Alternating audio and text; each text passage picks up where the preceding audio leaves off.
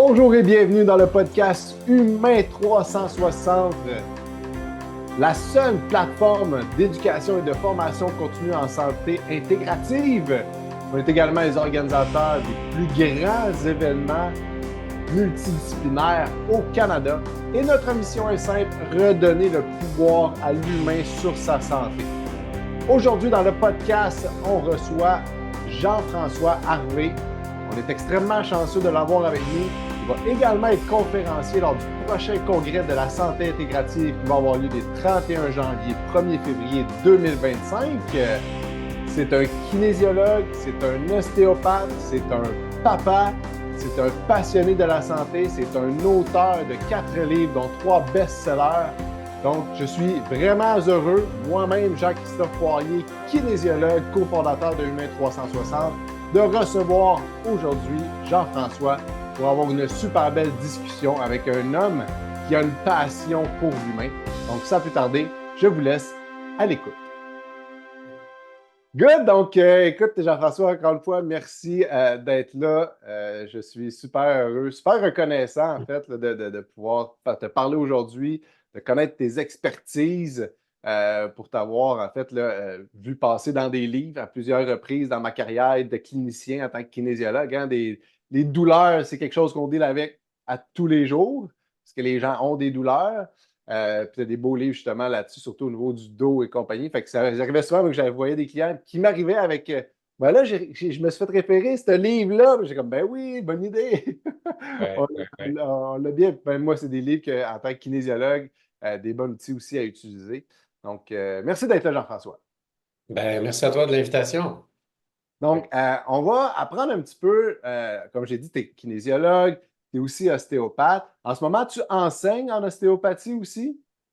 Oui, j'enseigne en ostéopathie depuis près d'une vingtaine d'années.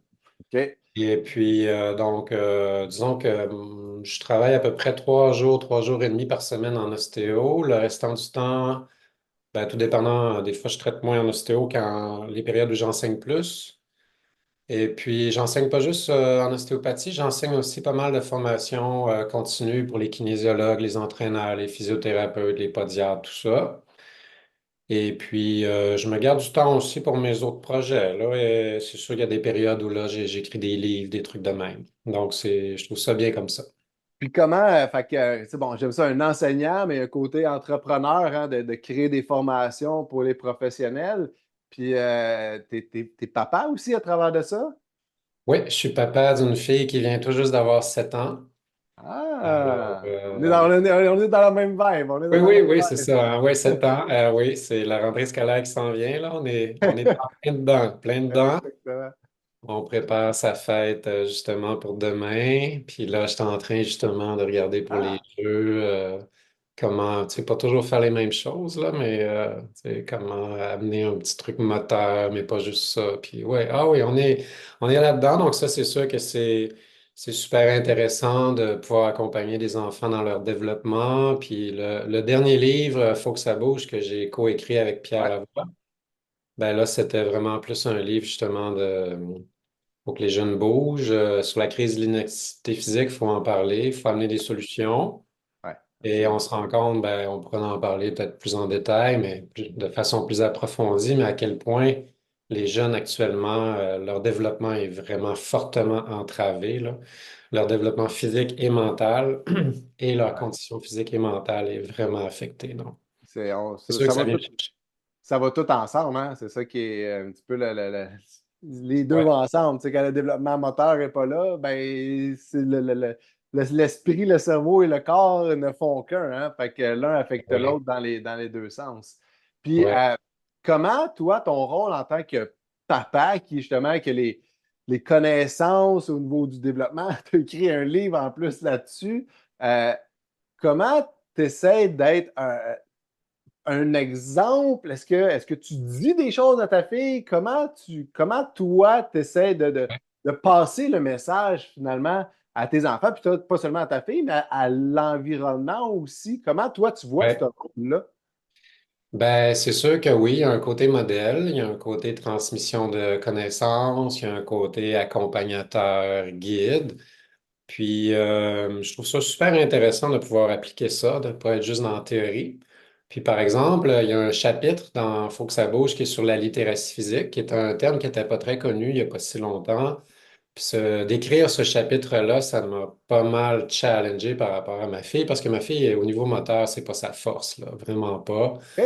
Alors là, c'est OK, comment faire en sorte qu'elle ait au moins, là, parce que la littératie physique, pour ceux qui ne connaissent pas c'est quoi, c'est vraiment le bagage de compétences physiques, mais aussi tout le savoir être et faire qui va avec, qui va faire que la personne va développer un coffre d'outils qui va lui permettre ensuite de pouvoir bouger durant toute sa jeunesse, mais toute sa vie ensuite. Donc, et ça, la littératie physique, ça se développe vraiment durant la petite enfance puis l'enfance, principalement. Ça Ouais, continue à se développer plus tard, mais à plus basse vitesse, parce que la neuroplasticité du cerveau, entre autres, est hyper élevée jeune. Donc, on ouais, profite de cette éponge-là. Puis là, ben, c'est toutes les habiletés physiques, courir, marcher, sauter, botter, attraper, lancer, tout ça qui se développe, qui ensuite mène à des activités plus dites sportives. ouais, Et puis après ça, ben là, j'essaie d'accompagner ma fille là-dedans. Et c'est un bon défi. Donc, c'est de la stimuler sans l'écœurer, sans lui mettre de pression. C'est lui fournir des multiples possibilités de pouvoir vivre des expériences physiques, puis variées, pas toujours faire le même sport, tout ça. Bon, parce que moi, j'ai un passé d'athlète d'élite dans des sports d'endurance, mais j'aspire pas du tout à élever une championne, là, tu sais, c'est pas ça du tout, du tout. Et donc, oui, c'est vraiment, c'est trippant. En même temps, c'est très préoccupant par rapport, pas juste en termes, en tant que papa, mais en tant que kinésiologue puis ostéopathe qui est très conscientisé, qui s'intéresse beaucoup à la santé publique. Là, j'avoue que, ouais, je suis très préoccupé par rapport à ce qui se passe là, présentement. Puis, fait que, tu sais, c'est ça, t'as un background toi-même d'athlète, puis, bon, surtout sur le longue distance que tu t'es démarqué. Comment, justement, en tant que personne performante, si on veut, comment tu te parles? Tu sais, moi aussi, j'ai mon background, tu sais, je jouais au niveau universitaire au football, puis tu sais, j'ai commencé au jeune à faire du sport, puis j'ai eu la chance, naturellement, les choses étaient faciles, mais c'est pas tout le temps le cas. Puis là, comment toi, tu dis, OK, comment je m'adapte? C'est quoi le message que je passe à ma fille par rapport à ce que moi, j'ai vécu? Ouais, ben tu vois, ben, premièrement, elle voit plutôt un papa qui bouge, donc tu sais, qui va faire du vélo, qui court, qui fait du ski de fond, puis qui la traîne avec, tu sais, je la traîne avec moi, puis avec nous, puis elle voit des parents qui bougent. Donc moi, c'est ça que je veux lui transmettre. Après, l'aspect élite, moi, je suis un has-been, là, je fais plus de compétition, puis c'est du passé, ça. Bon, plus tard, je sortirai mon scrapbook d'articles de journaux, puis là, tu sais, on va nourrir la petite fibre fierté, Fait que fille, pas tout de papa, suite. là. Mais j'aime ça, pas tout Non, de non. suite, là. Tu veux pas la. C'est ça, tu sais. Fait que Ah, c'est non, non. important, ça, quand même, là. Ah oui, oui, le plus tard possible, en fait. Tu sais, je veux pas qu'elle. Tu sais, parce que dans le fond, là, moi, ça va être pour nourrir mon ego à ce moment-là. J'attendrai peut-être quand je serai grand-papa, même sortir ça en surprise, comme pour son enfant à elle, tu sais. Oui, oui. Mais c'est sûr que on focalise, mais vraiment, vraiment pas sur la performance. De toute façon, on ne pourrait pas nécessairement aussi avec les habiletés motrices que notre fille a. Et puis, l'idée, c'est ben, c'est qu'elle bouge puis qu'elle soit en santé. Donc, moi, j'ai aucune aspiration là, Ah, d'avoir un enfant champion, là, mais vraiment pas. Puis, tu vois, dans Faut que ça bouge, le livre, il y a un chapitre complet sur redéfinir notre approche avec la performance. On ne dit pas qu'il ne faut plus que ça existe, puis là, il ne faut plus faire de compétition. C'est pas ça du tout. C'est de ne pas virer fou avec la compétition. C'est de retarder l'âge à laquelle on peut commencer à faire vraiment des compétitions. Mais quand là, on parle de trucs officiels, chronométrés, avec des podiums, tout ça. ouais, Donc, par exemple, on s'est basé pour beaucoup sur ce qui se fait en Scandinavie. En Norvège, là, ils font aucune compétition avant l'âge de 13 ans.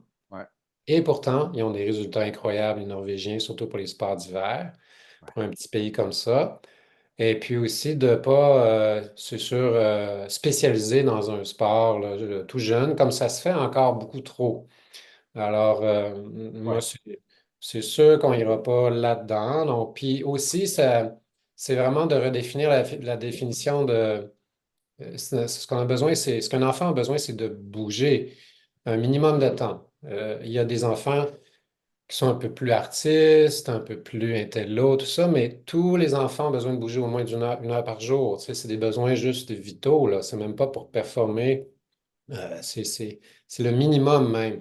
Alors là, ben, l'idée, c'est qu'elle bouge. Donc, ça peut être d'aller faire une randonnée pédestre. Nous, on a la chance d'habiter à Valmorin, dans les Laurentides, avec le parc régional à 500 mètres de chez nous, puis le petit train du Nord à côté. ouais. Alors là, c'est d'aller bouger pour aller ramasser des champignons en plus, puis tant qu'à faire mon anniveau, puis là, elle va courir dans le sentier, puis ça se fait. C'est du jeu. C'est du jeu qui n'est pas nécessairement si structuré, là. Good.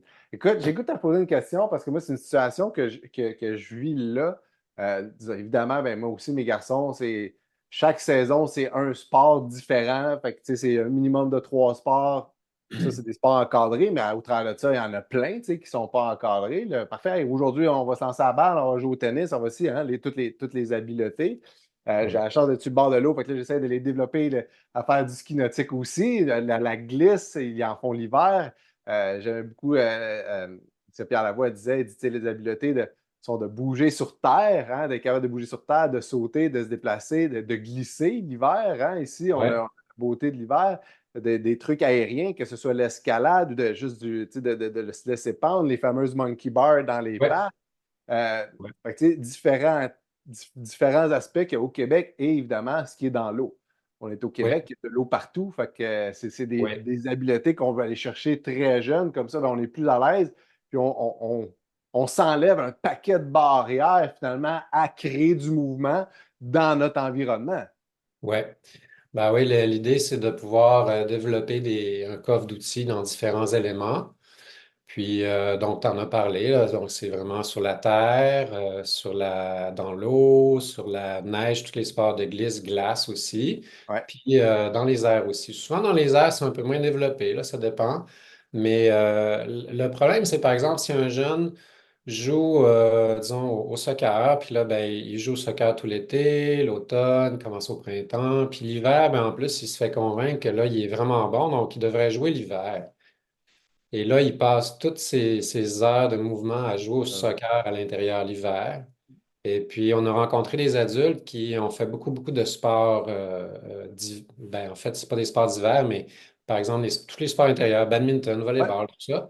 Puis finalement, ben, ils ont jamais. Ils arrivent adultes avec leurs enfants. Leur enfant veut faire du ski alpin, mais eux, ils n'ont jamais fait de ski alpin. Ils n'ont jamais fait de ski de fond. Ils ne sont pas capables de patiner. Tu sais, c'est tout ça. Donc, ça peut avoir des répercussions même rendus adultes avec ses enfants. Ça Ah, ne veut pas dire qu'il faut être un spécialiste de tous ces éléments-là. Comme moi, par exemple, l'élément air, c'est vraiment pas mon fort. Euh, mais faut au moins avoir un minimum. Puis, ben, selon les différents chercheurs en littératie physique, ben, ce qui ressort, c'est que si tu en as au moins 2 sur 4, tu as des bonnes chances de bouger. 3 sur 4, tu vas fort probablement bouger pas mal. 4 sur 4, là, t'es vraiment. je peux pas ne pas bouger finalement. Oui, puis même, ce qui est particulier l'hiver, c'est que ben, au Québec, ce qui définit si un Québécois ou une Québécoise aime l'hiver, c'est pas C'est où? compliqué, c'est le sport. Absolument. La personne fait du sport, elle aime l'hiver. Si elle fait pas de sport, elle déteste l'hiver. Ouais, Et donc, ça change toute la dynamique. On le voit même des personnes vieillissantes, là, ils détestent à mourir l'hiver, là. Puis là, après ça, t'en as d'autres. Eux autres, ils vont faire de la raquette, ils font du ski de fond, ils ont hâte à l'hiver. effectivement, effectivement. Les Donc, plus beaux hivers, c'est toujours quand j'ai été moniteur de snow pendant une époque de ma vie, dans la planche à neige. C'était mes plus beaux hivers. J'étais tout le temps dehors. Les hivers, quand j'ai commencé à avoir mes enfants, puis on avait beaucoup de neige, mon sport, c'était d'aller pelleter. Fait que je construisais. Et j'avais du fun. À chaque fois que j'arrivais chez nous, j'allais passer 1 heure à pelleter dehors. J'ai passé un hiver merveilleux. L'hiver passé, ça a été un peu plus rough avec il n'y avait pas de temps de neige. Je ne savais pas quoi faire. Puis effectivement, ça n'a pas été un si bel hiver parce que j'avais pas d'autres alternatives. Ça a été plus difficile. Même le ski de ben fond oui. ici en Estrie, il n'y en a pas eu, tu sais. Fait que ça a été. Ouais, là, on a un avantage dans les Laurentides pour Ouais. ça. Ouais. Mais Mais, je reviens à ma oui, question. Moi, mon garçon, là, il va commencer à jouer au deck, puis là, il a 7 ans et demi, fait qu'il joue avec les 8 Ouais. ans, parce que c'est un vieux de décembre. Puis là, il commence à avoir du A, puis du 2A. Ouais. À Ça 7 ans et devrait pas demi, exister. Non. C'est une hérésie, ça. Ça devrait pas exister. À cet âge-là, il faut que ça soit encore axé sur le jeu. C'est plus à partir de 9 ans, 10 ans, 12 ans. Donc en Scandinavie, ils sont pas là du tout, là. Puis, il y a pas, tu sais, on parle toujours de la Scandinavie comme si c'était une terre merveilleuse, tout était parfait, puis il y a juste là que c'est. Mais oui, ils font des affaires extraordinaires. Mais il y a d'autres pays qui s'y mettent, l'Allemagne, le Brésil. Il y a plein de pays aussi qui changent leur approche parce qu'ils se rendent compte que, ben, d'un point de vue de santé publique, ils sont gagnants. Les fédérations sportives, ils ont plus de rétention de leurs membres. Et puis après ça, ben, les jeunes qui participent plus, ils touchent plus au ballon, ils touchent plus au truc, ils développent plus leurs habiletés, donc ils s'améliorent. Puis en bout de ligne, il va même se développer plus d'athlètes d'élite. Mais ça, c'est tout simplement en y allant avec le développement normal du jeune, qui est de jouer avec ses amis. Puis oui, il y en a qui vont être un peu meilleurs que d'autres, puis d'autres qui vont être moins bons. Mais, tu sais, par exemple, ma fille, on l'a fait jouer au soccer Timbits là, à ouais, 4 ans, puis plus à 5 ans, puis à 6 ans, oui. Puis là, ben, tu sais, vu qu'elle elle est pas dans les top moteurs, ben, quand ils s'en vont faire une simulation de match à la fin, ils les mettent 5 contre 5. Puis là, ben, tu sais, tu observes les matchs, puis dans le fond, il y en a deux par équipe qui touchent au ballon. ouais, Les ouais. trois autres, ben, ils se ramassent à cueillir des pissenlits. Ils font des roues latérales. Ben oui, ben oui. Puis donc l'idée qu'on a de calquer les règles, l'encadrement de ce qui se fait chez l'adulte, puis de mettre ça chez les jeunes. Déjà, là, 7 ans, des A, des double A, tout ça, puis let's go les compétitions tout de suite. Puis en fait, c'est des idées d'adultes, puis c'est des mauvaises idées. Et Merci. ça ne fonctionne pas. Merci. Alléluia. Surtout tu sais, quand on connaît la vitesse de développement des jeunes qui varie tellement. Fait que, tu sais, c'est pas parce que le jeune à 12 ans n'est pas encore bon qu'il ne le sera pas. Il y a des tonnes et des tonnes et des tonnes et des tonnes d'exemples. Puis les meilleurs athlètes se développent pas à 12 ans, ils se développent à 16, 17, 18, 19, 20 ans. Tu sais. Fait que, Oui, puis même la puberté joue un grand rôle parce qu'il y a des jeunes qui ont des pubertés tardives, des ouais, jeunes qui ont des pubertés précoces. Puis, tu sais, un jeune peut arriver en secondaire 1, puis, tu sais, il y en a un dans sa classe qui a de la barbe, ah ouais, dure un pied de plus que les autres, puis qui domine tous les autres dans les sports, c'est sûr. Mais 3 ans après, ben là, il est moins bon, tu sais. Mais là, l'affaire, c'est que notre système actuel va favoriser ces jeunes-là ouais, qui ont des pubertés précoces. ouais, ouais, ouais, Puis ouais. là, on leur met tout de suite une pression. Hey, toi, tu es un futur joueur de Ligue nationale. Et puis, en fait, les données qui sont, tu sais, ce qui est documenté, c'est que non, en fait, c'est pas ça. C'est pas ça. Il y a un journaliste qui a fait un travail super intéressant où il a répertorié vraiment un paquet d'années de joueurs qui avaient été classés là, vraiment fort niveau très jeune. Puis en fait, il y avait un plus petit pourcentage de ces jeunes-là qui avaient atteint la Ligue nationale que les jeunes qui avaient pris plus de temps pour se développer. Alléluia. Alléluia. Merci de ces beaux témoignages. J'espère que ça va te toucher. J'espère qu'il y a plein de parents qui vont écouter ça, qui vont pouvoir prendre. Parce que, comme tu as dit, j'aime beaucoup ce que tu as dit au début. C'est comme, tu sais, mec, je lui montre mes photos, ça va être pour mon ego. Puis c'est vrai que les parents ont fait un paquet de moves. Puis finalement, c'est comme pour nous autres, pour se dire qu'on est bon. Fait que moi, je me pose toujours, moi, c'est souvent ça le réflexe. OK, là, je le fais pour qui? Je le fais-tu pour moi qui est comme encore passionné par ça ou je le fais pour lui, pour son développement? Puis souvent, ben, la réponse, quand je me pose la question, la réponse est différente, tu sais. Fait Ouais. que, fait que c'est pour ça que c'est important de se poser cette question-là, je pense. Ben oui, il faut se poser la question pour les sports, pas spécialiser dans un sport, et idéalement avant la puberté, carrément. Ouais. Mais même point de vue distance, par exemple, il y a des parents là, qui vont mettre sur les réseaux sociaux que leur jeune de 11 ans a couru un marathon. Tu sais, c'est OK, mais bon, qu'est-ce qui lui reste après, là? Il a déjà fait un marathon à 11 ans. C'est quoi l'idée de faire courir un marathon à un jeune de 11 ans? Pour moi, c'est. Ben, je pourrais dire le terme irresponsable, mais c'est aussi un gros manque de connaissances. Puis c'est notre société qui nous amène vers ça. Ouais. On est beaucoup, beaucoup axé sur l'individualité puis la performance. On est dans un mode performatif, même sur les réseaux sociaux. Il faut montrer qu'on fait des choses incroyables tout le temps. Puis c'est pas pour rien d'ailleurs qu'il y a beaucoup de gens qui s'en vont vers les ultra trails, Ouais. les ultras, parce que là, s'ils veulent vraiment épater leur galerie puis leurs amis, ben c'est pas en faisant un 10 km puis en montrant leur temps qu'ils vont épater la galerie. Tu sais. C'est en allant faire un 125 km. Même s'ils ont marché le trois quarts puis ont fini ces rotules, ça demeure des héros pour leurs amis. On est beaucoup, beaucoup là-dedans, là. Donc, faut se calmer le pompon, là. Merci, merci, j'aime ça. Revenons un petit peu à qui est Jean-François. Là, on a parlé bon, de toi en tant que papa, puis de ta vision un petit peu du sport que je partage à 100%, que j'aime beaucoup, hein. Ça fait partie du développement de l'athlète. Ben, dans le développement de l'athlète qu'on apprend en kinésiologie, c'est ça. Quand vous êtes jeune, faites rien de spécialisé, puis engagez-vous pas, puis dans la compétition, commencez à justement 11 12 ans au secondaire, progressivement, puis mais continuer toujours à faire plus qu'un sport, c'est la base du programme. Maintenant, toi, en tant que jeune, bon, qui a performé aussi au niveau de la course, d'ailleurs, hein, il y a deux, trois de tes livres qui sont en lien Deux. direct, deux de tes livres qui sont directement en lien avec la course, qui Oui, sont Courir mieux, hein, et oui, Courir mieux 2. deux. Oui, oui. On se passe pas le On bonbon. est, on s'est gardé une petite gêne pour ne pas l'appeler courir encore mieux, là. Ouais. Donc, Ouais. courir mieux deux. Euh, Mais toi, là, c'est ça, dans ton parcours, à quel âge tu as commencé justement à courir? Est-ce que c'était civil? Est-ce que c'était à l'école? J'aimerais ça que tu me Alors moi, racontes un peu ton parcours. moi j'étais un garçon très actif et en fait je me trouve vraiment privilégié d'avoir été développé à cette époque-là, tu sais, parce que j'habitais moi à Arvida au Saguenay, dans une rue de rond-point. C'était la Arvida, c'est vraiment une ville, petite ville spéciale parce que ça a été construit pour l'Alcan. Puis il y avait un urbanisme vraiment particulier. Donc ma rue, ce n'était que des ronds-points puis des parcs. OK? Puis, très, bon, à l'époque des années 80, c'était très sécuritaire. Il n'y avait pas toute l'espèce de peur Ouais. des parents d'envoyer leurs enfants dehors puis d'envoyer leurs enfants à l'école à pied. Puis donc, moi, ben, je bougeais tout le temps, tout le temps.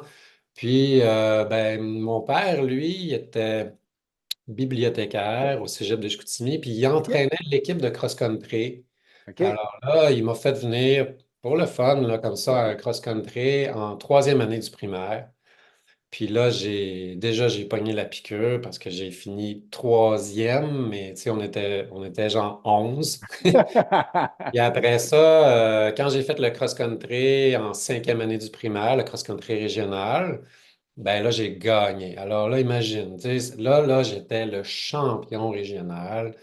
L'année suivante aussi, tu sais. Ça fait que c'est sûr que ça, on le voit aussi à quel point il ne faut pas mettre tout ça à la poubelle. Puis tu vois, j'ai commencé quand même assez jeune, mais à cette époque-là, c'est sûr que ça a contribué à forger mon identité. Puis, mais je faisais plein de sports. Et on n'a pas fait, ah, t'es bon à course à pied, tu vas ne faire que ça à l'année. Dans le fond, moi, je m'entraînais pour le cross-country de fin août avant la rentrée scolaire ou début août jusqu'à début octobre. Puis voilà, ça, on faisait le cross-country, tu sais. Donc, mais après ça, j'ai fait toutes sortes de sports, là, de l'athlétisme, badminton pendant plusieurs années, du vélo de montagne, ça, vraiment plusieurs années intenses, tout ça, tu sais, plein de trucs. Puis ben, dans le fond, j'ai toujours gardé ça. Et là, dans le fond, ça fait juste partie de mon mode de vie. Tu sais, moi, j'ai besoin de bouger 1 heure par jour, au moins. Et c'est juste, c'est ça. Tu vois, tantôt, je suis allé rouler là, sur l'heure du midi avant notre balado. Puis c'est même plus, tu sais, tu te comprends aussi, c'est même pas de la discipline. C'est juste, ça fait partie de ma vie. Puis si je me suis pas entraîné 2 3 jours de suite, il y a de quoi de pas normal. On se sent pas bien, tu sais, c'est Et comme. non, là, OK, ouais. Et puis, donc, ben, c'est ça, ça a été mon développement. Puis, c'est sûr que jeune, là, ça nourrit un ego. Puis là, tu te vois comme un champion. Puis tu recherches ça après. Comme par exemple en badminton, j'ai beaucoup aimé ce sport-là que j'ai pratiqué secondaire 4 à l'université, mais tu vois, il me manquait un peu de talent. Et le petit coup de raquette, les petites Ouais. feintes, les petits trucs. Puis, tu sais, donc j'avais le moteur, j'avais le cardiovasculaire, mais il me manquait une petite coche qui fait que je suis jamais allé au niveau que j'aurais voulu.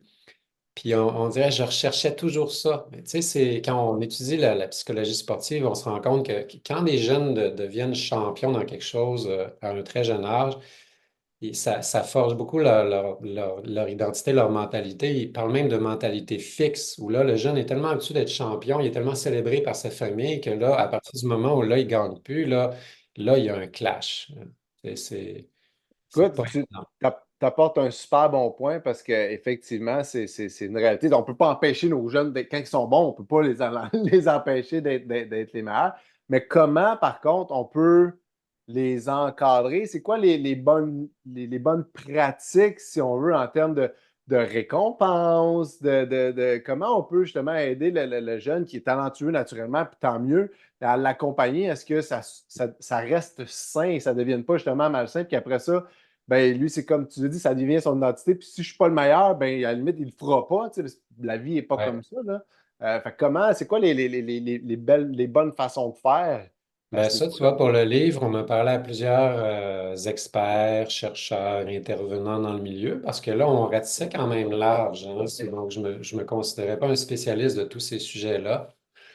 Puis, il y a plusieurs experts qui amenaient des choses intéressantes, comme au niveau de la psychologie sportive, il y avait l'aspect que maintenant, dans une ère où là, on veut tout pour avoir une réussite scolaire à tout prix, dans le fond, on s'organise pour faire passer les jeunes, puis les jeunes sont moins face à l'échec qu'avant.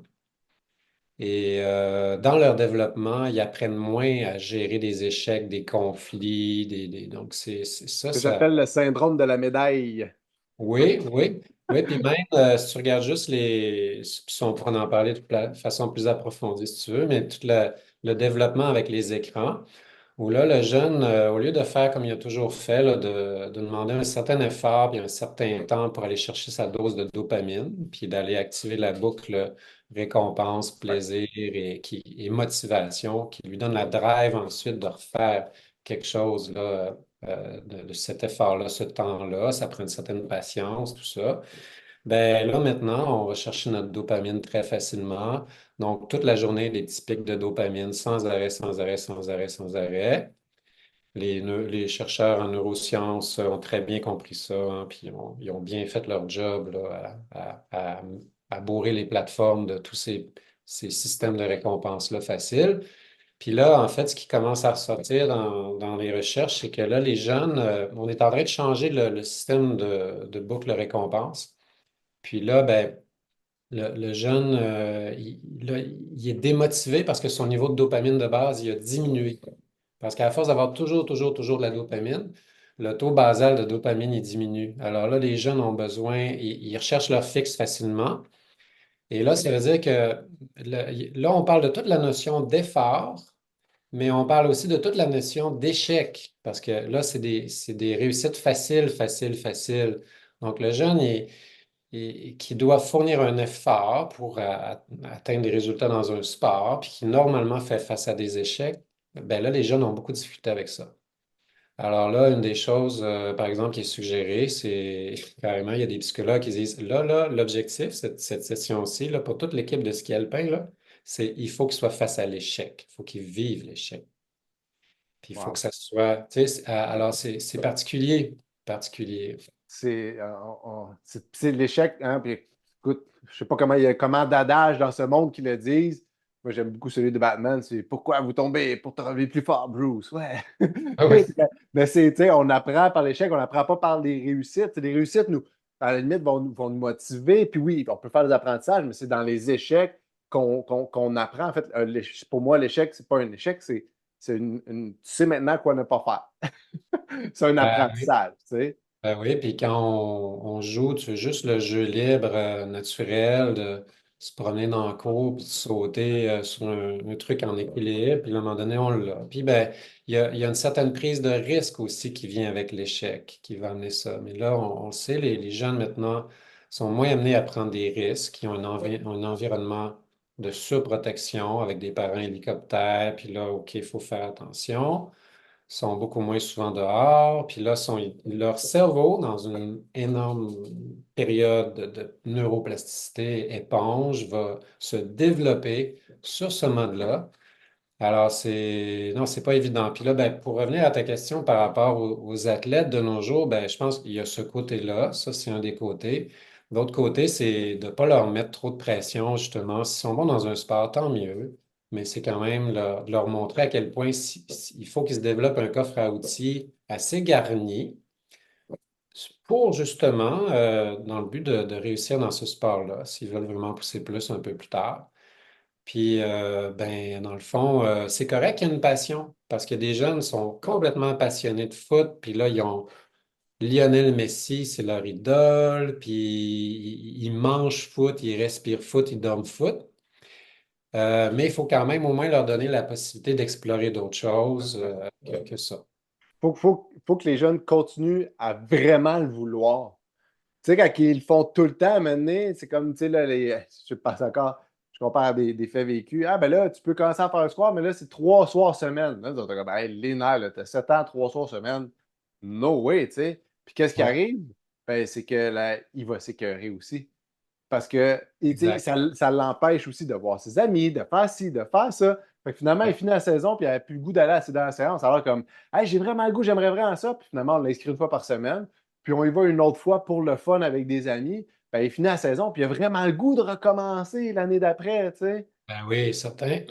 Ben, ben oui, il a hâte à sa saison de volleyball ou de autre chose, tu sais, sans faire toute l'année. Puis, mais tu sais, on cultive ça. C'est toute la société qui cultive ça. C'est aussi, c'est même les médias, c'est les fédérations sportives. Les fédérations sportives, pour avoir de l'argent, ben, au Canada, qu'est-ce que tu veux, une bonne partie de leur budget vient du programme À nous le podium. Le programme À nous le podium, il est basé uniquement sur les probabilités d'espoir de médaille aux Olympiques. Wow. Alors là, ça veut dire que, par exemple, le ski de fond, qui est un sport extraordinaire, qui est Ouais. accessible, qui est inclusif, qui est un sport d'hiver, qui est un sport que beaucoup, beaucoup de jeunes devraient faire, ben, après la retraite d'Alex Harvey, le budget à la Fédération canadienne de ski de fond a été amputé d'une façon incroyable. Ce qui fait que le budget de l'équipe de ski de fond et du ski de fond en général au Canada était beaucoup moins élevé que le budget du bobsleigh puis du curling. OK? Pourquoi? Parce qu'il y avait plus d'espoir de médailles en bobsleigh. Il y a à peu près 8 personnes qui font du bobsleigh au Canada en entier. Puis curling. OK? Je suis désolé, mais ça fonctionne pas. Et tout hommage à ceux qui font du bobsleigh, là, je veux dire, Oh là. oui, ben oui. Moi, j'adorerais essayer ça un jour. Mais encore une fois, quand tu gardes la logique derrière, c'est-à-dire d'encourager le sport, puis comme tu as dit, la quantité de personnes qui peuvent faire du ski de fond, puis ça devient une activité familiale. Tu sais, il y a tellement de. Oui. Du bobsleigh en famille, good luck, là. Good luck. Ben, tu sais, du toboggan en famille, OK, là, ouais, ça va. Ouais, bobsleigh, non. Mais tu sais, il y a un gros problème parce que ça n'encourage pas ni l'accessibilité, ni la santé publique. Puis là, ce qui arrive, c'est que les fédérations sportives, eux autres, ben, ils veulent aller chercher des jeunes prometteurs pour en faire des athlètes. Puis il y a des sports en plus dans lesquels on appelle ça des sports à développement actif. Ben, prenons un très bon exemple de sport à développement actif, la natation. Ouais. Summer McIntosh, hein, on vient d'assister aux Olympiques, 17 ans, 3 médailles d'or, une médaille d'argent, exceptionnelle. Tu sais, c'est notre héroïne, on la célèbre. On aime ça, les athlètes prodiges, hein, tu sais, et qu'on aime ça. Mais pourtant, pour une Summer McIntosh, ben, il y a des milliers de jeunes qui ont fait du sport-études, qui se sont écœurés à force de toujours nager. En plus, la natation, c'est pas juste qu'ils se spécialisent, c'est que c'est du gros, gros, gros entraînement par Du semaine. volume à tous les Gros jours. volume. Gros, gros volume. Ouais. Toujours dans la piscine, tout ça. Donc, là, les études sont claires là-dessus. La spécialisation sportive, ben, il y a plus de risques de blessures, il y a plus de risques d'épuisement sportif, il y a plus de risques de décrochage carrément de ce sport-là. Puis en bout de ligne, c'est pas très positif, là. Mais ce qui arrive, c'est qu'en plus, il y a des jeunes qui, disons, ils ont fait du sport-études là, à fond, puis ils se sont vraiment écœurés, là. Ça, en plus, imagine qu'ils tombent sur un entraîneur là, qui est vraiment intense, là. Puis comme ça arrive, hein. Ah ouais, il y en a un puis un Et autre. alors là, ils arrêtent en secondaire 4 ou 5. Puis après, tu leur parles à ces gens-là. Moi, tu les revois là, dans trentaine, dans quarantaine, ils font plus de sport. Non. Parce que pour eux, l'association qu'ils ont faite durant leur période de développement importante avec le sport égale tout ça, hein. Et donc, pour eux, ils veulent plus aller vers ça. Ça ne devient pas quelque chose de positif, c'est quelque chose il y a un lien négatif qui se crée avec le sport, qui est en fait l'activité, parce que les autres, ils font pas la différence entre elles. Je vais aller marcher, puis je vais aller performer. Ouais, Doit être fait à fond, puis tu dois réussir, puis si tu n'es plus capable, ben, t'arrêtes. ouais, Fait que les autres, ils arrêtent, puis ça fait qu'effectivement, on arrête tout. ouais. Ouais, c'est des points, c'est des super beaux points. Je veux revenir un petit peu sur Jean-François Harvey. Oui. Euh, Fait que tu as commencé assez jeune, puis fait que tu avais cette facilité-là. Dans ton parcours scolaire, à quel moment tu t'es dit, hey, moi, je veux travailler en santé? Ben, en fait, moi, ça n'a pas été tout de suite parce que, tu sais, moi, je réussissais bien à l'école, puis j'aurais pu être accepté dans n'importe quoi. Puis, en fait, moi, jeune, je voulais être architecte. Puis là, quand je suis arrivé au cégep, j'ai parlé à mon oncle architecte qui m'a dit, bah, tu sais, architecte, on passe notre vie devant un ordinateur à gérer des coûts, des matériaux, puis la créativité, c'est pas tant que ça. Donc là, Ah, faites, OK, non, je pense que j'irai pas là-dedans. le cerveau de l'artiste a fait non. Ah oui, oui, ouais, non, là, je me dis, bon, puis après, bon, finalement, j'ai côtoyé pas mal d'architectes, puis bon, en tout cas, je suis content de pas avoir choisi ça finalement. Bon, il y a souvent des architectes qui sont très épanouis dans leur travail, mais bon, disons, je ne souhaite pas, moi, avoir un travail trop devant l'ordinateur, disons. Et puis là, ben, au cégep, disons, moi, vu que j'étais allé à l'école privée de gars au secondaire, OK. Et ben, mon cégep, trop compliqué, c'était à découvrir les filles, hein. voilà. Les jeans, les espadrilles, les filles, fait que, tu sais, point de vue résultat, là, OK, je vais me forcer pour aller en médecine, tout ça. J'étais aucunement là. Et là, ben, à ce moment-là, j'hésitais. Est-ce que je vais étudier en génie, comme plein de mes amis, en physique, j'aimais beaucoup la physique. Ou là, j'avais vu activité physique, puis moi, ben, là, déjà, je coachais de l'athlétisme. J'étais le genre de gars à lire le Runner's World là, depuis que j'avais 10 ans. Puis, tu sais, je m'intéressais beaucoup au sport en général. Ouais. Puis là, je me suis dit, ah ben tiens, nous à l'époque, dans les années 90, à l'UQAC, à Chicoutimi, ça s'appelait kinanthropologie. Ouais. Je me suis dit, ah tiens, il y a des cours qui ont l'air intéressants, entraînement scientifique, tout ça, let's go, je m'en vais là-dedans.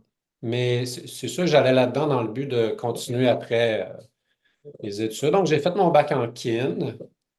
Et ce qui était le fun à Chicoutimi, c'est qu'il y avait le bac en plein air aussi. Donc, j'ai fait tous les cours de plein air sauf un. Cool. Et donc, j'ai des bons souvenirs de mon bac, franchement. Et ensuite, là, je suis allé à Montréal. Puis là, l'idée, c'était de faire une maîtrise en biomécanique, Ouais. une maîtrise. Mais là, j'ai découvert l'ostéopathie. Et ça m'intéressait. J'avais déjà fait dans notre cours de kin, on avait un petit cours de détente neuromusculaire, tout ça, avec petite introduction à quelques techniques, dont le massage. Puis je me rendais compte que j'aimais ça, travailler avec mes mains. Ah ah. Ce qu'un Et là, kinésiologue, en fait, ne fait dans sa pratique, le kinésiologue, à part pour les tirer, tu sais, on n'est pas formé pour travailler vraiment avec nos mains, là. non, puis là, ça m'intéressait. Puis en plus, à l'époque, il y avait le programme de chiro qui commençait à Trois-Rivières. Puis Ouais. j'avais déjà été intéressé. Je me disais, ah, je pourrais peut-être aller étudier en chiro. À ce moment-là, les gens, ils se formaient aux États-Unis. Tu sais, puis Ouais. finalement, je suis devenu ostéo et non chiro. Et voilà. Donc, parce que aussi, c'est ça, ce que j'ai pas dit, c'est qu'après mon bac en kin, ce que j'avais pas prévu, c'est que je me suis ramassé à travailler en réadaptation dans une firme d'ergonomie. Donc, je faisais des analyses de postes de travail assez poussées avec branchées sur électromyogramme. Ensuite, on faisait OK. des évaluations en lien avec ça. On faisait des programmes en lien pour retourner au travail. Puis, on avait des bons résultats, franchement, de retour au travail. C'était super.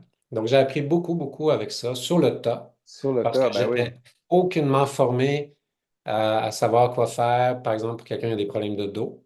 Tu sais, on était un peu sur nos croyances de ah, ben, si tu as mal au bas du dos, ben, c'est que tes abdominaux sont faibles ou c'est que ton dos est faible. Tu sais, fait que j'étais pas plus loin que ça à l'époque. Donc, j'ai travaillé beaucoup, j'ai appris sur le tas, beaucoup d'essais-erreurs sur mes patients. Puis, mais avec des bons résultats, puis tu sais, je me gardais une petite gêne, j'étais quand même conservateur dans mon approche parce que j'avais un petit côté, je me sentais un peu imposteur là, avec des cas super lourds qui avaient été vus 180 fois en physio puis qui n'avaient pas de résultats depuis 175 traitements, tu sais. Puis là, toi, tu es supposé avoir des résultats.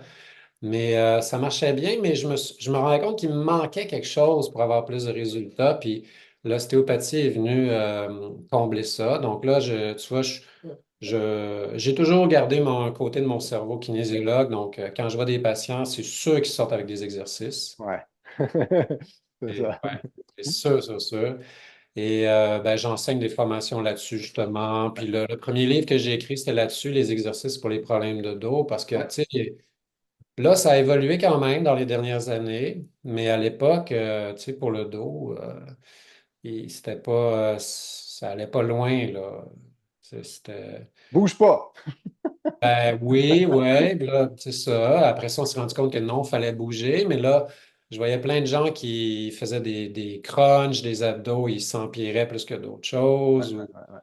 ouais, ouais, Donc, ben voilà, ça fait que c'est après ouais. ça, ben, tu vois, j'avais toujours en tête de continuer maîtrise doc, puis là, ben, j'ai trouvé personnellement que d'écrire des livres, ça me convenait mieux parce que ça m'apporte beaucoup. Ouais. Surtout, mes deux premiers livres, ils étaient tous dans ma tête, je les ai juste mis sur Flop. papier. Mais les deux derniers livres ont demandé beaucoup de travail, puis franchement, j'ai appris beaucoup, beaucoup, beaucoup. Puis après, c'est super intéressant ce véhicule-là pour ensuite transmettre plein de connaissances. Tu sais, tu t'écris une thèse de doctorat, si tu as 9 personnes qui la lisent, c'est beau, là.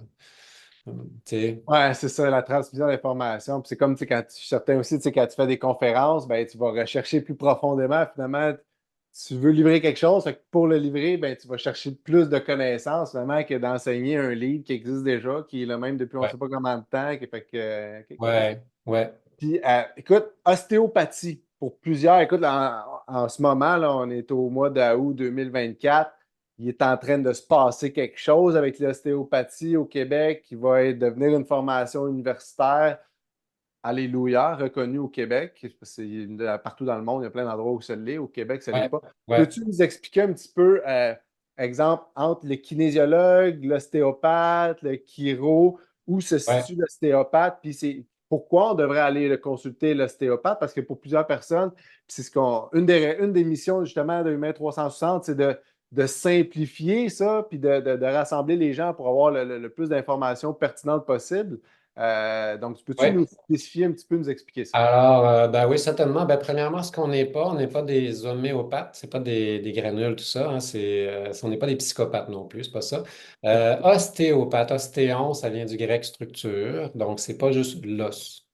Donc, c'est pas juste s'occuper des os, c'est pas faire craquer.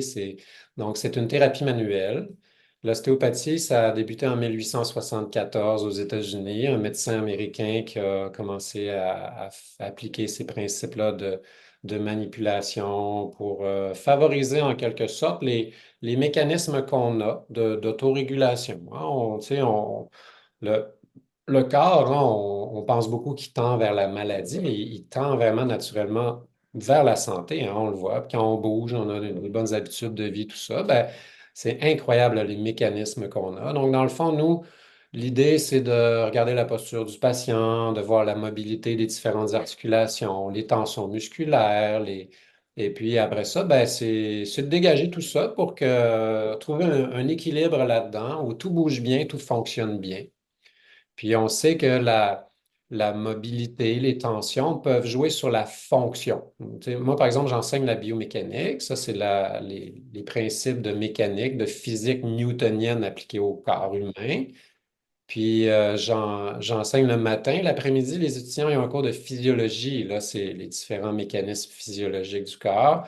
Puis au début, les étudiants voient ça comme deux matières très différentes. Mais à la fin de la session, on leur parle de mécanotransduction, puis on leur dit, ben, regardez, les stimuli mécaniques vont influencer les stimuli physiologiques à l'intérieur. Ça veut dire qu'une personne, par exemple, qui a beaucoup d'adhérence dans l'abdomen parce qu'elle a eu une chirurgie il y a 20 ans une appendicectomie, hein, son appendice enlevé, Ouais. ben, les tissus vont ensuite récupérer avec l'inflammation, tout ça, une partie vont coller ensemble. Puis là, ben, la zone, elle est fermée, collée. Et ça, ben, ça peut créer des hypertensions dans la zone, mais aussi des hyperpressions dans un volume. Puis là, si tu prends l'abdomen qui est sous pression continue, ajoute à ça un muscle diaphragme thoracique, qui est le muscle de la respiration qu'on a entre le thorax et l'abdomen, qui lui est toujours tendu parce que la personne est stressée et il n'y a pas une bonne hygiène de vie. Ben là, tu as un abdomen qui est sous pression. Et là, ben, les mécanismes physiologiques ben, vont être entravés. Ça veut dire que la personne peut avoir Question. toutes sortes de choses, toutes sortes de choses. Donc, dans le fond, c'est une approche que moi, je trouve vraiment intéressante. On ne remplace pas la médecine classique, on est complémentaires. Puis les gens, ben, au niveau musculo-squelettique, problème de bas de dos, de cou, tout ça, souvent, ils vont voir leur médecin, puis il leur manque quelque chose. Hein, tu sais, sont un peu perdus, ils font une radiographie. C'est bon, OK, non, pas besoin d'opération, prenez des médicaments si vous avez mal. La médecine est quand même, a des côtés fantastiques, mais a des Ouais. limites. Puis là, ben, les autres approches thérapeutiques, comme l'ostéopathie, mais aussi la chiropratie, la massothérapie, la kinésithérapie, viennent jouer là-dedans. OK, good. Puis, bon, tu parles un petit peu justement de tu sais, ton expertise en partie qui est le dos, hein, les problèmes de dos. Que, ce que je comprends, c'est que tu l'as commencé à le vivre sur le plancher des vaches en tant Ouais. qu'intervenant. Et puis après Ah ça, ben, ouais. après ça, tu as été faire justement en tant qu'ostéo, j'imagine, tes recherches pour aller combler l'espèce de manque que tu sentais en tant que kinésiologue pour avoir des informations encore plus pertinentes et encore plus efficaces. Quel est ou quels sont, disons, les deux ou trois points clés qui fait que les gens ont mal au dos? Ben, la première chose, c'est qu'il faut s'enlever de la tête que c'est juste du mécanique. Autant moi, j'enseigne la biomécanique, puis j'ai une vision très biomécanique, autant le corps humain, c'est beaucoup plus complexe que ça.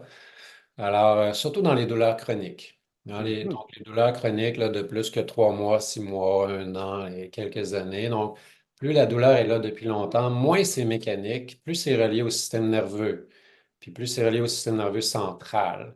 Mais même là, ça fait à peu près 10 ans là, qu'on en sait plus là-dessus. Mais encore là, moi, je trouve qu'on a tendance à focaliser trop sur le système nerveux, puis comme si le système hormonal à côté, puis le système immunitaire n'existait pas. Fait que c'est de multiples systèmes qui sont interreliés. Et donc, c'est beaucoup plus complexe, les problèmes de dos, que, ah, j'ai une vertèbre bloquée, je m'en vais voir un chiro, il me débloque ma vertèbre, puis je suis correct. Et c'est vraiment totalement dépassé comme vision, mais totalement. OK? Oui, ça arrive, des grosses chutes, ski alpin, le bassin est un peu en torsion parce que la personne est tombée à très haute vitesse, puis avec une sacro-iliaque Ouais. bloquée. Oui, ça existe, mais la majorité des problèmes, c'est pas ça. C'est pas ça. Alors là, c'est pour ça que on est plus dans un modèle là, bio-psychosocial là, plus complet, tout ce qui est biologique, psychologique, socio-affectif et compagnie. Puis donc, une personne qui dort pas bien, qui est vraiment un stress chronique, qui a une mauvaise posture, toujours devant un ordinateur, puis qui gère pas son stress, puis qui bouge pas assez pour activer ses mécanismes de santé, ça donne que le bas du dos, c'est la raison de consultation numéro un. C'est pas rare que les gens ont mal dans le bas du dos.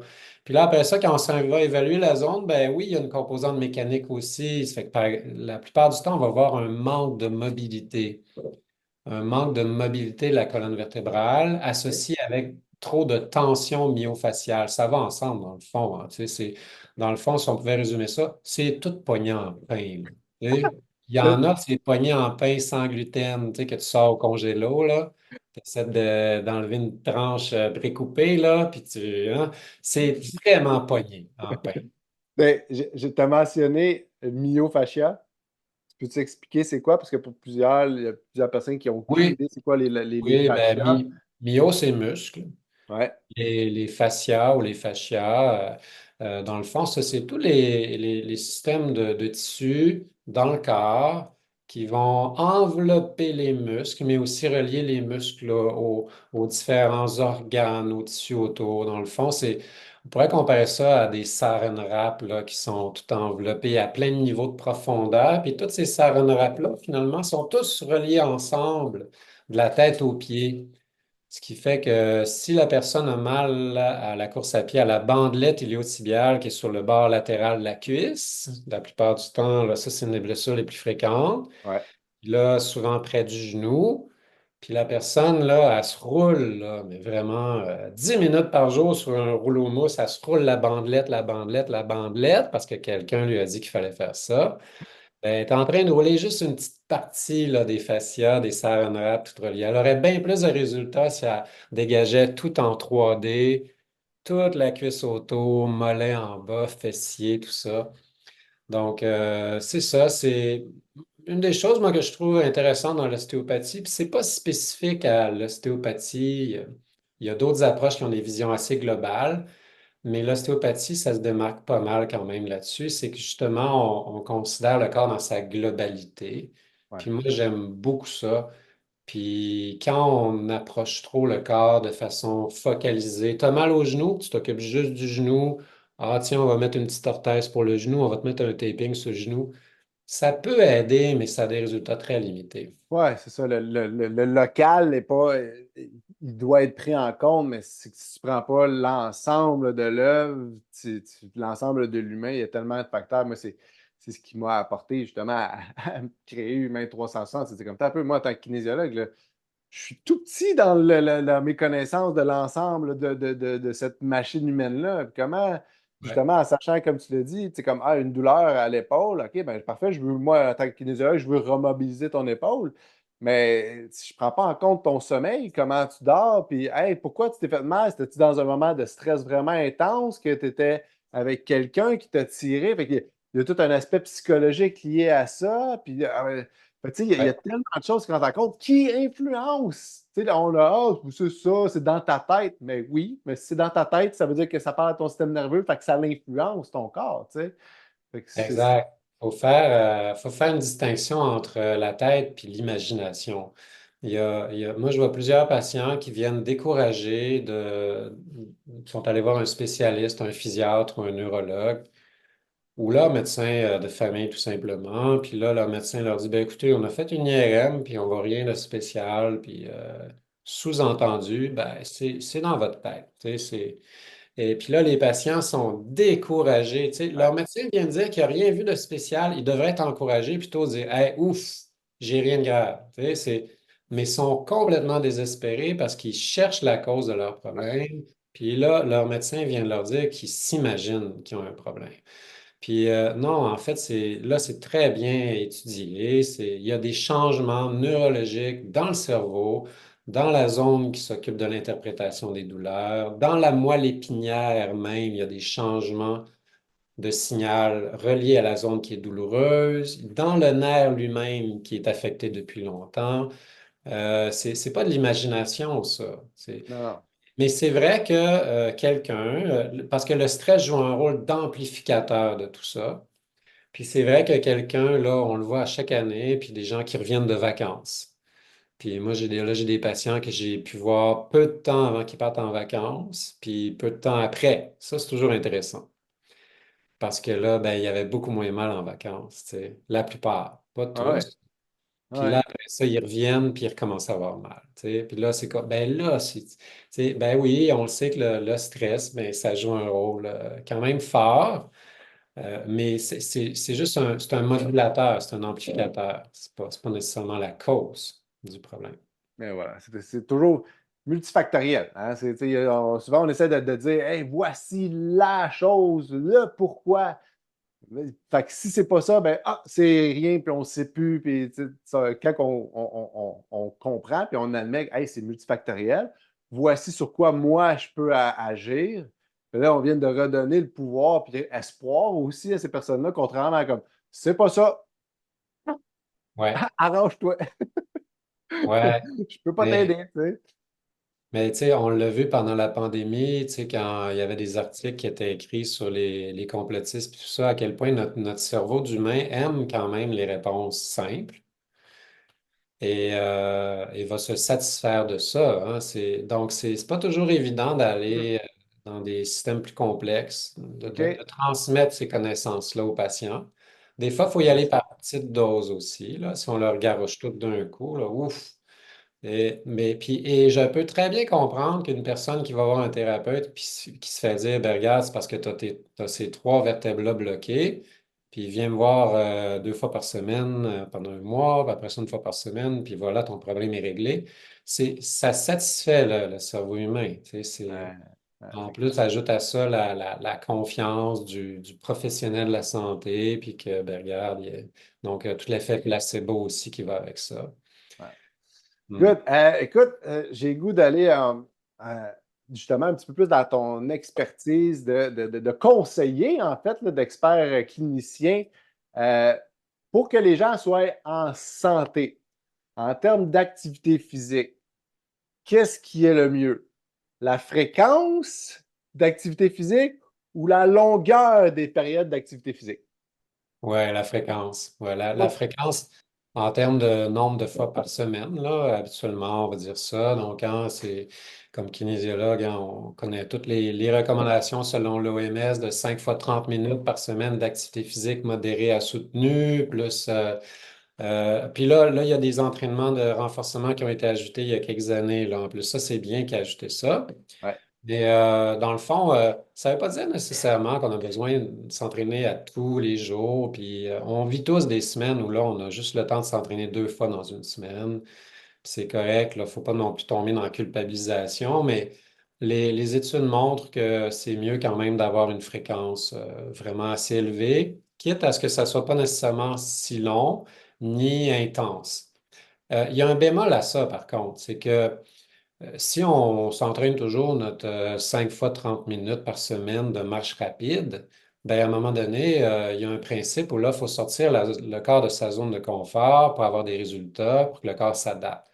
Puis là, ben, on n'a pas nécessairement autant d'effets pour la santé. C'est bien, mais à un moment donné, c'est pas assez. Donc là, il faut ajouter une petite touche d'intensité ou de durée pour sortir le corps de sa zone de confort. Puis ça n'a pas besoin d'être fait à tous les entraînements, mais et au moins une fois par semaine plus long, puis une fois par semaine plus intense ou deux fois. Tu sais. Puis quand tu regardes ça, les programmes d'entraînement habituellement sont conçus comme ça, hein. Tu hmm, as la longue sortie la fin de semaine, tu as deux intervalles, puis le restant du temps, tu as des entraînements pas très longs ni intenses. Tu sais. ouais. Donc, mais tu sais, mettons, tu sais, on fait souvent référence à la performance sportive pour parler de ça, mais quand on regarde de façon plus large échelle sur le développement de l'Homo sapiens. Ben, on se rend compte que, ben, l'Homo sapiens tel qu'on existe là, ça date d'à peu près 300 000 ans. Avant ça, il y avait quand même des hominidés comme Homo erectus et compagnie. Donc, on aurait commencé à courir même il y a 2,5 millions d'années. Mais il reste que, si tu regardes juste là, sur 300 000 ans, ben, on a quand même une grande, tu sais, 99,4% de cette période-là, c'est sur le mode chasseur-cueilleur. Chasseur, cueilleur, fourrageur. Et en passant, vu qu'on vit dans une société encore très stéréotypée où c'est l'homme qui chassait puis la femme qui cueillait, mais en fait, il y a des travaux d'anthropologues qui pointent que la femme chassait pas mal plus qu'on le pensait aussi, puis que l'homme Ah, n'était pas intéressant, nécessairement si divisé que ça. Mais nous, hein, intéressant. on s'est fait une belle idée romantique, là, c'est l'homme qui va chasser. Bon, il y a des femmes qui chassaient aussi. Et puis, ça explique en partie même, selon certains chercheurs, leur endurance, leur forte endurance, qu'ils n'auraient pas développé s'ils avaient juste cueilli des fruits, hein, tu sais. Effectivement, ça fait bien du sens, ça fait bien du sens. Et donc, là, si on regarde ça, ben, tu sais, il y a encore des tribus qui fonctionnent sur le mode de chasseur-cueilleur dans le monde, qui sont étudiées depuis vraiment les années 60, 70, 80, 90. Là, et c'est de plus en plus dur d'en trouver, ces tribus-là. Mais finalement, ben, on se rend compte qu'ils bougent, eux autres, en gros, deux fois plus que les recommandations actuelles d'activité physique. Tu sais, ça, c'est leur mode de mouvement. Puis, ils ont pas les maladies chroniques qu'on a, tu sais, qui nous tuent. Parce que qu'est-ce qui nous tue? C'est les maladies chroniques. Donc, c'est les cancers, c'est le diabète, c'est l'hypertension artérielle, c'est l'obésité, c'est tout ça. C'est les problèmes cardiaques, les maladies pulmonaires. Puis, ces chasseurs-cueilleurs-là, ils n'ont pas ça. Ça n'existe pas, ces maladies-là. Puis après ça, on se rend compte que dans le fond, le mouvement fait vraiment partie des choses qui favorisent nos mécanismes de santé. Ouais. Voilà. Puis ça me fait penser, j'ai lu une étude qui démontrait que si tu prends une personne, exemple moi, 6 pieds, 180, dans le mode qu'on vit aujourd'hui, sédentaire, boum, mais tu mets exactement la même personne dans justement ces tribus-là, ces sociétés-là qui vivent encore de chasseurs-cueilleurs, qui sont en mouvement sans arrêt, mais au bout de l'année, leur dépense énergétique était sensiblement la même. Fait que, Ben, ouais, ben en fait, et moi, selon les. J'en parle dans Faut que ça bouge, ouais, ça, ça donnait à peu près, dans le fond, 2 mètres par jour en moyenne. Puis nous, on est à 1,5 mètres. Fait que c'est quoi les mètres? Ben, c'est la mesure selon notre métabolisme de base énergétique. Donc, si on fait rien, rien, rien, rien, rien dans une journée, là, assis sur notre steak, comme on dit, on va être à 1 mètre. Puis là, actuellement, on est à peu près à 1,5 mètres en moyenne. Eux autres étaient à 2 mètres en moyenne. OK, OK. Donc, l'idée, c'est pas de devenir des super athlètes, là, puis let's go de faire des ultra-trails, tout le monde, puis c'est ça. Non, en fait, c'est juste de bouger un peu plus. Puis bon, là, c'est sûr, on est deux kinésiologues, on parle beaucoup, on focalise sur l'activité physique, mais bon, on sait que c'est plus que ça, c'est l'alimentation, c'est la gestion du stress, c'est les relations humaines, c'est tout ça. Mais il reste que c'est un gros, gros, gros élément. Et puis donc, là-dedans, ben, ça prend une certaine fréquence parce que si on condense toute cette quantité-là en une ou deux fois par semaine, là, on n'y arrivera pas, là. Ouais. Puis au niveau de la réhabilitation de blessures, qu'est-ce qui est mieux? La fréquence ou avoir le rendez-vous de 2 heures? Pour ce qui est de l'entraînement, donc quand on parle de réadaptation, finalement, la réadaptation, c'est là où l'entraînement se fait, mais chez une personne qui a des problèmes physiques. Ben, pour ce qui est de l'entraînement, c'est la fréquence encore là.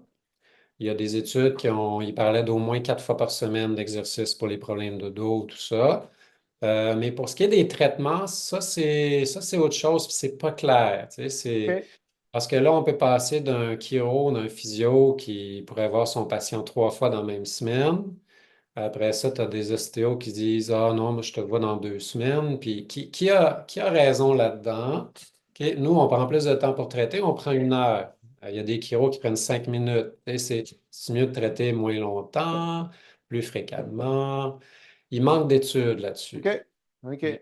Mais OK. moi, Mais je au suis moins, totalement pour l'autonomie du patient. Donc, dans le fond, qu'il se fasse le moins souvent traité, puis qu'il fasse le plus de par mais une. qui reste en action pour sa réhabilitation. Là. Fait justement, qui tombe dans comme tu as dit, il n'y a jamais un client qui passe sans exercice. Fait que c'est la fréquence de cet exercice-là, finalement, qui va faire que la personne va pouvoir progresser. Puis que la prochaine fois qu'elle va aller te voir, ben, il va avoir eu une évolution. Tu vas pouvoir passer à la prochaine étape. Ouais. Tu sais, par exemple, la personne qui décide de faire du yoga parce qu'elle a mal au bas du dos, mais elle fait un cours ou deux par semaine. Ouais.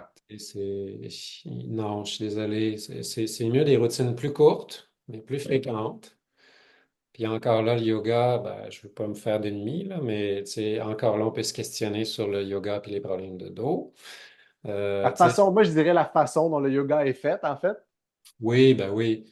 Ben, tu sais, bon, parlons-en, tu sais, juste un peu, mais tu sais, le yoga, dans le fond, moi, j'ai étudié en Pilates Ouais. il y a fin des années 90. Puis c'est une méthode super intéressante.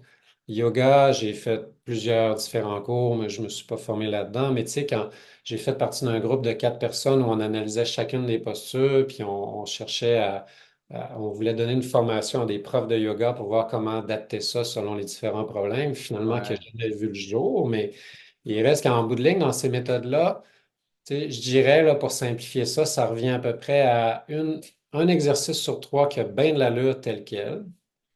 un sur trois qui a bien de l'allure si on le modifie, puis un sur trois qui n'a pas d'allure. Je suis désolé de dire ça. Et là, je sais qu'il y a des personnes qui m'aimeront pas, là. OK? Et des postures de yoga, par exemple, qui vont très bien convenir à des personnes hyper laxes, qui ont une trop grande laxité Ouais. ligamentaire et qui ont la forme pour faire ça, puis qui vont en bénéficier quand une autre personne à côté, elle, non seulement elle va pas en bénéficier, mais elle risque de se blesser avec ça. Hmm, Comme Euh, ça. C'est très discutable. Mais c'est fun, ça fait ouvrir les arts parce qu'effectivement, quand on pense à le yoga, ça va régler tous les problèmes du monde, mais dans les postures, si on prend le yoga à la base, il n'y avait pas 1 million de postures, là. C'était très, très, très de base, le oui, yoga. oui. Respiration, mouvement très simple. Puis là, ben, maintenant, on s'est mis à en mettre, puis à en mettre plus, puis à mettre des torsions, puis à mettre des hyper-flexibilités, des hyper-extensions. Moi aussi, en tant que kinésiologue, les premières fois que j'allais faire des cours de yoga, j'étais comme, en moins? Ben, tu sais, un cours, disons, qui commence avec 15 minutes de salutation au soleil, je suis désolé, c'est pas un bon échauffement, là. Tu sais, passer d'un cobra dos creux à un chien tête en bas avec quelqu'un qui est super tendu des ischios, tu sais, c'est... Puis ça, tu commences le cours avec ça? Non. Tu sais, en fait, à la base, c'est juste pas fait pour être un entraînement physique. Nous, on l'a transformé, on Ouais. l'a packagé en entraînement physique. Ceci étant dit, il y a des très bons profs de yoga qui modifient, qui sont à l'écoute de chaque personne, qui vont ajuster, qui sont très, très bons. Ça dépend beaucoup des profs. Mhm. Même là, je suis vraiment d'avis que le yoga, c'est pas la méthode optimale pour s'entraîner, là. Vraiment pas. C'est un Euh, outil parmi tant d'autres qui peut être intégré à certains moments, dans certaines oui, conditions. oui, oui, oui, oui. Par exemple, il y a beaucoup de coureurs qui vont vers le yoga parce qu'ils trouvent ça bien plat de s'étirer et tout ça. Puis là, finalement, ben, ça fait en sorte que là, ils ajoutent une partie de flexibilité, puis un peu de force, puis proprioception. Puis Hein? là, ils ont des bénéfices de ça. Mais ça pourrait être mieux encore, selon moi. Bon, désolé, on... Ouais. J'ai le goût de t'amener sur justement ton dernier livre que tu as écrit avec Pierre Lavoie. En fait, la première question, c'est pourquoi vous avez écrit ce livre-là? Euh, Pierre, là, ça fait depuis 2014 que je collabore avec lui, entre autres pour la course du Grand Défi Pierre Lavoie, qui est la course à relais des jeunes au secondaire de Québec à Montréal à chaque mois de mai. OK? Ouais. Puis là, ça veut dire qu'à chaque mois de mai, je passe le week-end avec Pierre dans le RV, puis là, on a le temps de jaser en masse, puis on court en masse. Puis l'idée est venue en 2014 quand on était en train de courir tous les deux, en train d'essayer de rattraper un autobus d'élèves qui devait être 300 mètres plus loin, puis là, on courait, on courait. Puis là, ben, on parlait des dérives, parce que Pierre, il est beaucoup, beaucoup sur le terrain, ça c'est vraiment Ouais. intéressant. Ouais. Les dérives que lui il voit sur le terrain, que moi je vois à ma façon. Donc de parents qui, justement, les sujets dont on a parlé plus tôt, Ouais. qui vont amener leurs enfants en compétition beaucoup trop tôt, des fédérations sportives qui mettent beaucoup de pression, tout ça. Puis là, à ce moment-là, ben, l'idée, c'était, ben, il faut écrire un livre. Puis il faut écrire un livre pour les parents. Parce que les parents, eux autres, qui se font dire par le prof de gymnastique de leur fille, hey, elle est super bonne, votre fille. Je pense qu'elle pourrait vraiment faire partie du club élite. Puis ça veut dire 15 heures d'entraînement par semaine, tout ça. Le parent, il fait, ben, ah oui, ah, OK, ben, c'est ça que ça prend, c'est ça que ça prend. Tu sais, donc, il manquait d'outils. Là, le parent, dans le livre, il lit que normalement, ce qui est suggéré, c'est pas plus qu'une heure d'entraînement par rapport à l'âge par semaine. Ça fait qu'un jeune de 12 ans, c'est gros, gros maximum 12 heures par semaine d'entraînement.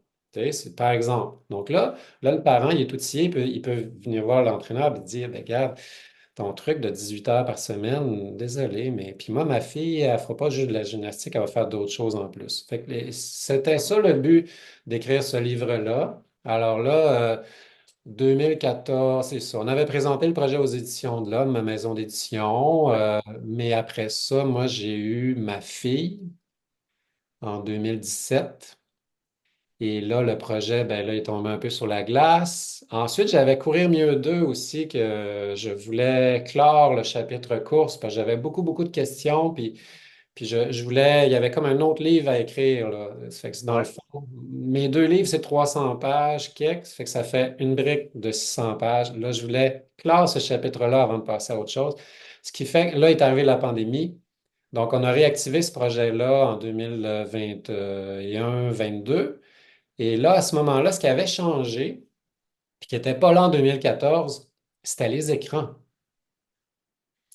Et, on en parlait, moi j'en parlais à mes patients, parents, ah oui, je suis en train d'écrire un livre, tout ça. Puis tous mes patients qui ont des jeunes au primaire, mais surtout au secondaire, là, c'était le sujet. C'était, oh mon Dieu, moi j'ai perdu mon fils. J'ai plus de fils.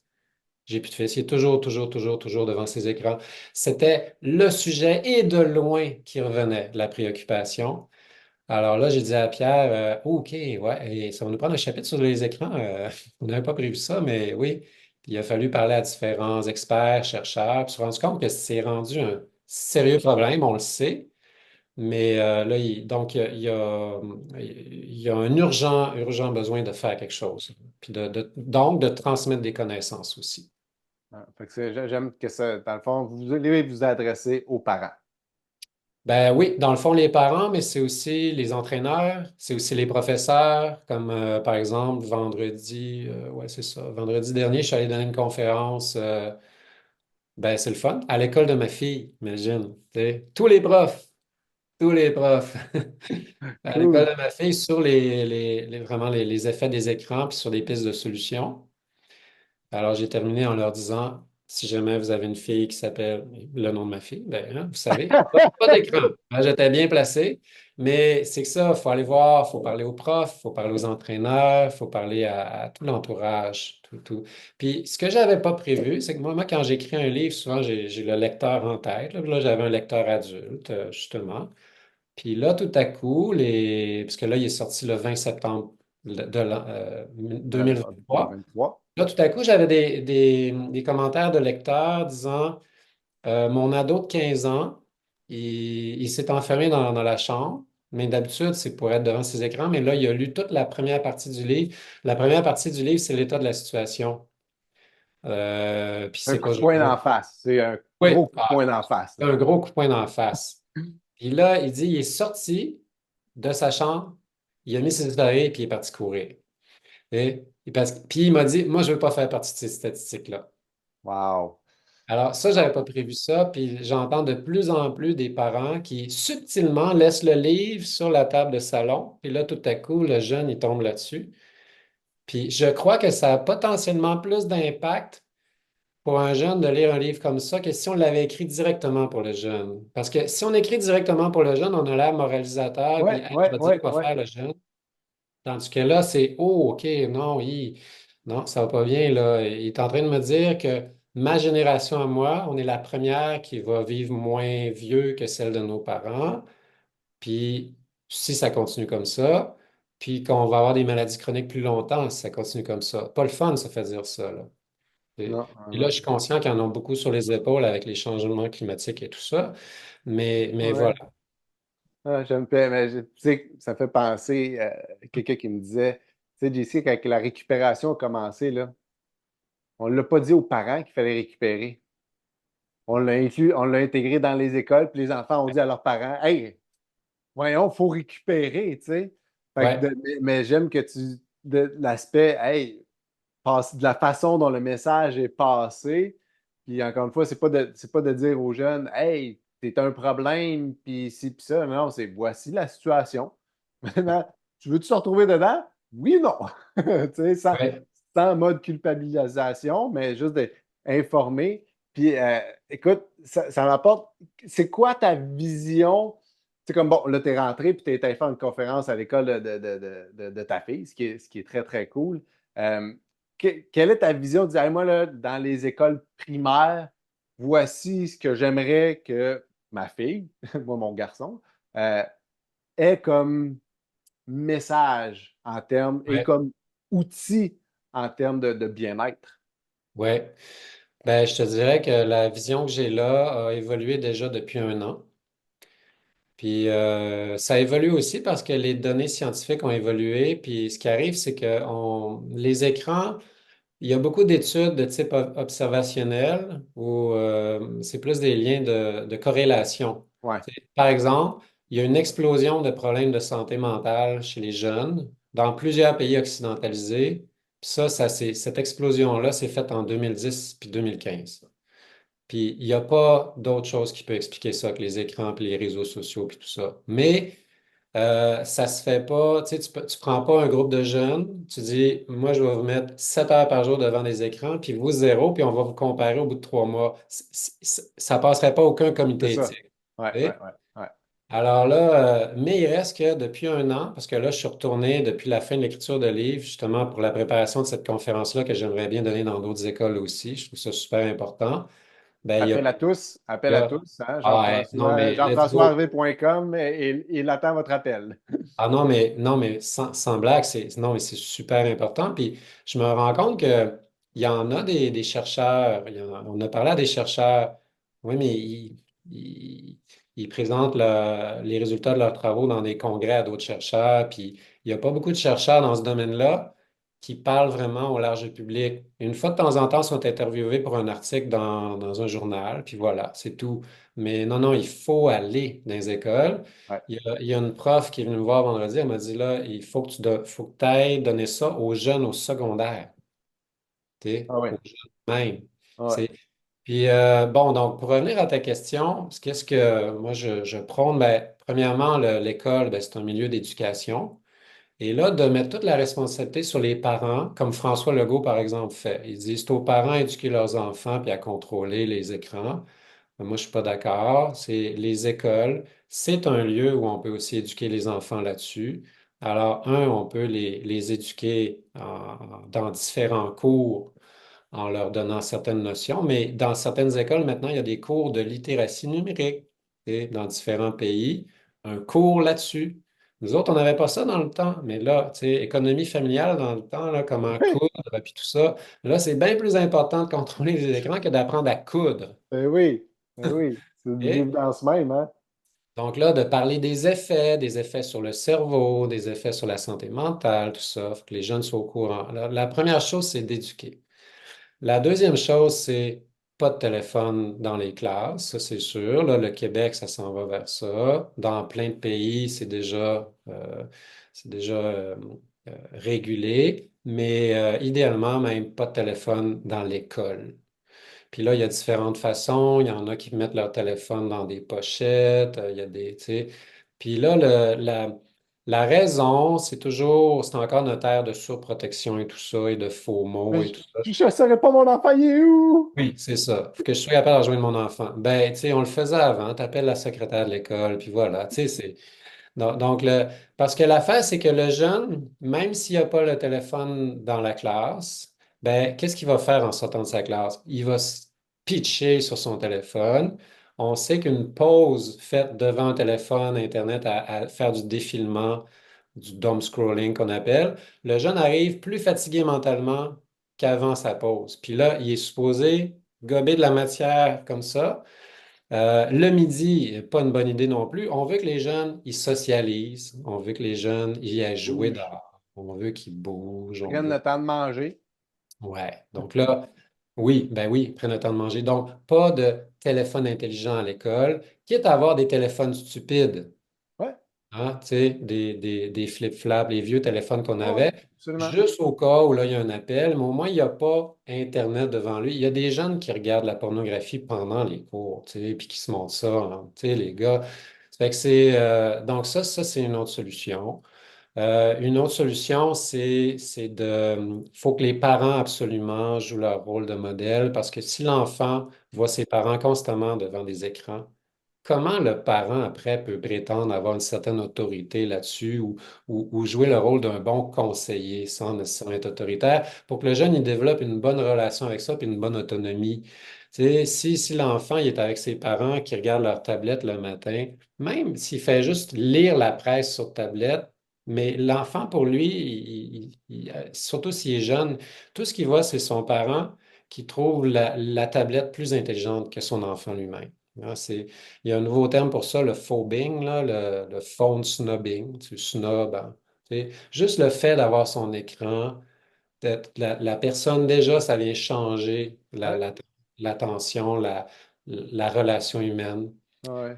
Ah, puis Donc ça, même j'ai déjà lu une étude que si tu vas au restaurant puis tu mets ton téléphone sur la table, la relation change. La Exact. réponse, il y a une espèce de stress qui s'installe.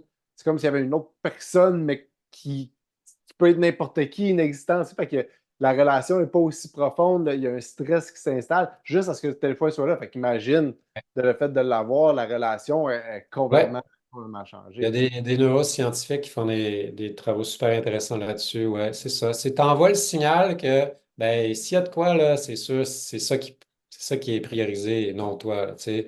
C'est comme tu es là par défaut quasiment. Donc c'est une autre chose. Après ça, l'autre chose, c'est de changer les habitudes. Puis là, ben ça peut donc de sortir les écrans de la salle à manger, ça n'a pas sa place là. Deux, de la chambre à coucher, ça n'a pas sa place là. Le jeune, ça interfère sur son sommeil. Il peut se coucher 1 heure plus tard parce qu'il a tout un monde devant lui, avec la lumière bleue qui vient en plus inhiber la mélatonine, tout ça. Il se Ouais. lève le matin, première affaire qu'il fait, c'est regarder ça. Il y a des jeunes qui se lèvent la nuit pour regarder les réseaux Ouais. sociaux. Donc, faut, tu sais, déjà, moi, j'ai fait ça, là, c'est plus dans la salle à manger, c'est plus dans la chambre. Déjà, ça fait une grosse différence. Après ça, là, il y a toutes sortes d'astuces aussi. Là, on tombe dans la régulation comme couper le Wi-Fi à 9 heures le soir, des trucs de même, mais je ne crois pas que ce soit là que ça joue tant que ça. Puis après ça, il y a tout atténuer les effets aussi. Nous, notre fille, par exemple, ben, elle n'a pas encore vu d'Internet, rien de ça, mais elle voit des fois des documentaires d'animaux. Puis bon, là, tu as du contenu qui n'est pas violent, haineux et adapté pour elle. Mais en plus, c'est que souvent, pas tout le temps, mais on regarde le documentaire avec elle. Donc, on interagit. Donc là, c'est plus du tout la même affaire, là. C'est plus du tout. Moi, en plus, j'apprends plein de choses. Tu sais, je peux te dire que je connais pas mal plus les dinosaures que je connaissais dans mon temps. Mais c'est toute la relation. Ou par exemple, un parent qui s'intéresse aux jeux vidéo que joue son ado. Hey, montre-moi donc c'est quoi ce jeu-là. Puis tu viens de changer la dynamique aussi. Tu viens de sortir de l'éternel conflit parent-enfant. De ah non, tu comprends pas. Donc, il y en a plein de stratégies, plein. Puis l'idée, c'est derrière ça, finalement, c'est de sortir de la distraction continuelle pour aller un peu plus vers l'action. C'est correct, la distraction de fois de temps en temps, mais à un moment donné, il ne faut pas que ça empiète trop sur le reste. Faut que ça reste conscient comme utilisation, hein, et non pas Oui, automatique. Ils ne savent même pas ce qu'ils vont voir, mais ils l'ouvrent pour espérer qu'il y ait quelque chose qui va illuminer leur vie, qui est le lac de oui, dopamine que tu as si bien expliqué au début. oui. Hey, Jean-François, merci beaucoup. Écoute, j'invite tous les gens qui vont écouter ça à aller voir jean-françoisharvey.com. Hein. Demandez-y de venir faire une intervention. Si vous êtes sur un comité d'enseignants, d'école ou quoi que ce soit, là, on prend le téléphone, on appelle Jean-François, on dit Hey, viens-t'en par chez nous. Et je suis sûr que ça ne dérange pas de faire de la route pour ça. Non, sérieux. Moi, je disais ça à ma blonde cet été parce que j'étais en train de préparer une autre formation, puis j'étais supposé la finir. Puis là, j'ai plutôt mis le temps là-dessus cet été. Ouais. Non, là, c'est ça qui est important, là. Oui, oui, vraiment. Puis, pour tous ceux qui veulent le voir en direct, puis en vrai, puis lui poser des questions, ben, le Congrès de la santé intégrative qui va avoir lieu le 31 janvier, 1er février 2025. Jean-François, tu vas être là pour Ouais. partager justement avec Pierre Lavoie en plus et tous les autres professionnels qui vont être sur place. Donc, c'est vraiment à ne pas manquer. Encore une fois, Jean-François, merci beaucoup de ton temps, de ta présence, de tout ce que tu apportes en fait à la société québécoise avec tes livres et ta passion. Très heureux d'avoir pu te parler aujourd'hui. Ben, merci beaucoup à toi. Content d'avoir partagé ça avec toi. C'était bien le fun. Ouais. J'espère que vous avez aimé cet épisode-là. Je vous invite à la partager aux gens autour de vous pour que vous puissiez partager ce que Jean-François Harvey a créé avec ses livres et ses conférences. On vous invite évidemment à aller voir jean-françoisharvey.com pour connaître tous ses services. Et bien sûr, humain360.com, la seule plateforme d'éducation et de formation continue en santé intégrative pour reprendre le contrôle sur votre santé. Donc, merci beaucoup de votre écoute et encore une fois, merci de partager aux gens que vous aimez et au plaisir de vous revoir dans les prochains épisodes.